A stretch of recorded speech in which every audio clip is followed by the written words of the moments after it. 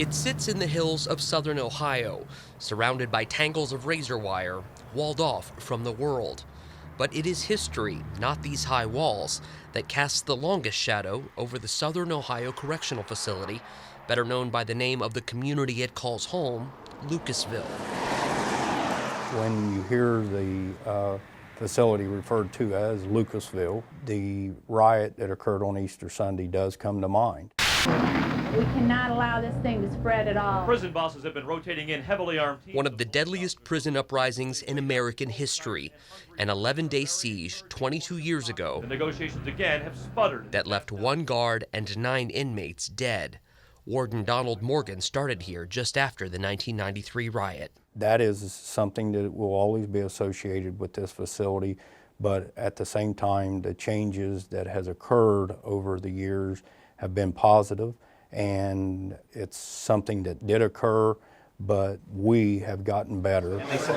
Today, SOCF is Ohio's only maximum security prison, home to some 1,300 inmates. It would be safe to say that we do receive the most aggressive and the most violent offenders across the state. Some of whom, like the facility that houses them, are trying to outlive the memory of their darkest day. What most folks may not think about is very real, is the fact that majority of these offenders that are incarcerated in the Department of Corrections are going to return into our community, and they're going to be our neighbors. They're going to be fellow co-workers of some of our family members. My belief that all offenders can change.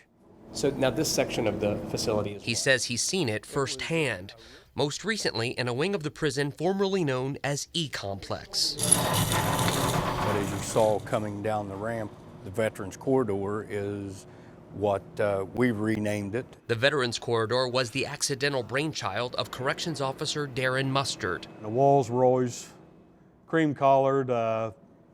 It's a corridor in a maximum security prison. Initially, all he wanted was to spruce up the walls surrounding his workspace.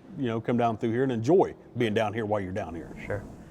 And so the first thing that came to mind to do that was military. Being a veteran, yes. And it started with what? Started with the United States Army flag. He had the problem and the solution. What he lacked was the talent.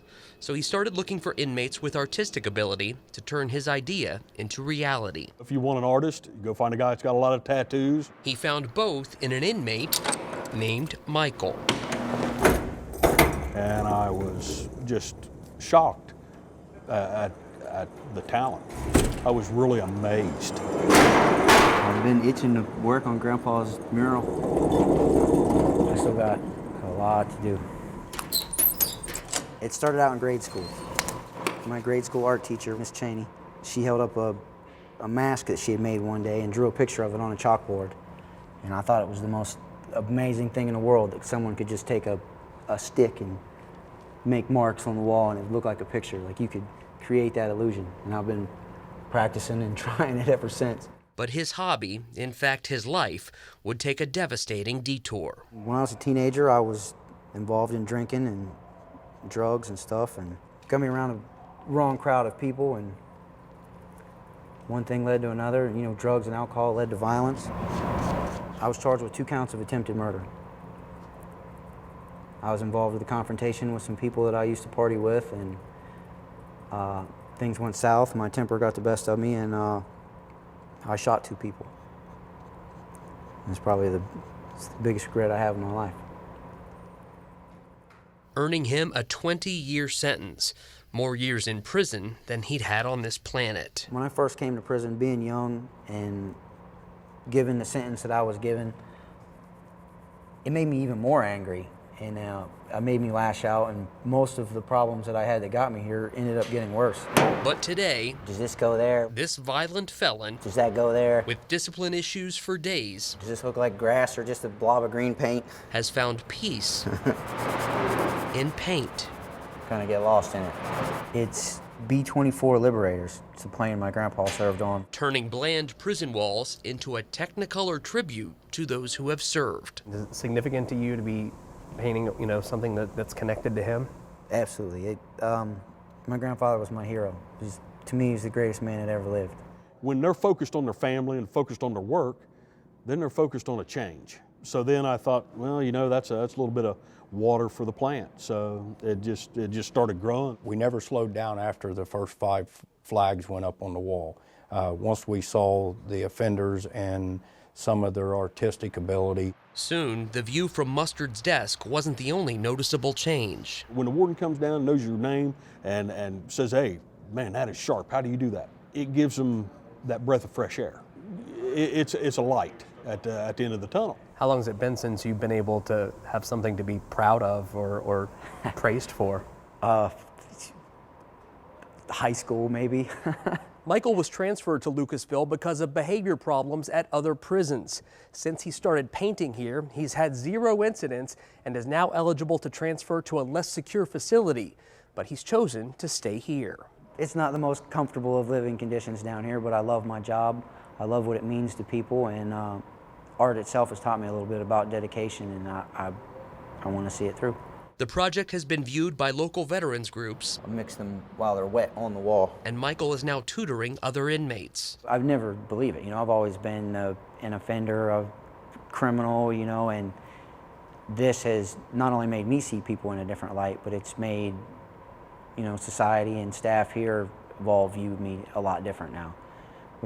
We actually have a social interaction. We can talk and discuss family and, you know, military, politics. It breaks down a lot of barriers. Like I said, it's not just pictures. You're more than a mugshot. You're more than your crime. Absolutely, absolutely. And I finally get to voice that and finally get to show it to people. Got to do a little line. And today, the warden calls him a model prisoner.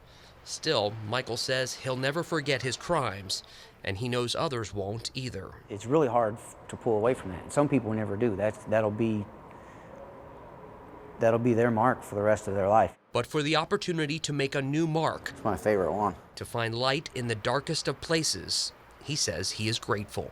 Being able to go from the guilt of what I've done, you know, the people that I've hurt and stuff like that, to give a small measure back, you know, and realize that my past doesn't dictate who I am. In a facility that was rebuilt brick by brick, working to write a new story for itself day by day, men who've done the darkest of deeds, brushstroke by brushstroke, now see a portrait of hope. Glenn McEntyre, 10 TV News.